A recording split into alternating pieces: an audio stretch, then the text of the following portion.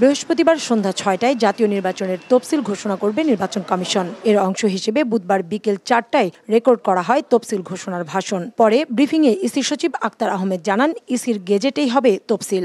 আগামীকাল সন্ধ্যা ৬টার সময় তফসিল ঘোষণা করা হবে। মাননীয় প্রধান নির্বাচন কমিশনার উনি জাতির উদ্দেশ্যে ভাষণ দেবেন, এখানে তফসিল ঘোষণা করে দিবেন। এর আগে বেলা 11:30টার দিকে বঙ্গভবনের উদ্দেশ্যে রওনা দেন এএমএম নাসিরউদ্দিন নেতৃত্বাধীন নির্বাচন কমিশন। আধা ঘন্টার মধ্যেই পৌঁছে যান।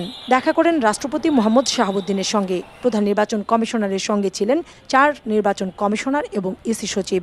2 ঘন্টার বৈঠকে আলোচনা হয় ত্রয়োদশ জাতীয় সংসদ নির্বাচন ও গণভোটের সার্বিক প্রস্তুতি নিয়ে। দুটো ভোট একই দিনে হওয়ার বিষয়ে, জাতীয় সংসদ নির্বাচন এবং গণভোট, এই দুটো বিষয়ে কিভাবে আমরা করব, ব্যালট পেপারগুলো কিভাবে তৈরি করা হচ্ছে, ব্যালট পেপারগুলোর রং কি হবে, ব্যালট পেপার কিভাবে একজন ভোটারকে দেওয়া হবে, ওনাকে বিস্তারিত জানানো হওয়ার পরে উনি বলেছেন যে হ্যাঁ, সন্তোষ প্রকাশ করেছেন। ত্রয়োদশ জাতীয় সংসদ নির্বাচনে অংশ নিতে যাচ্ছেন প্রায় 13 কোটি ভোটার। 13 কোটি ভোটারের বিপরীতে 42,761টি ভোট কেন্দ্র চূড়ান্ত করেছে ইসি। জাতীয় নির্বাচন এবং গণভোট একই দিনে হওয়ায় ভোটের সময় 1 ঘন্টা বাড়ানো হয়েছে।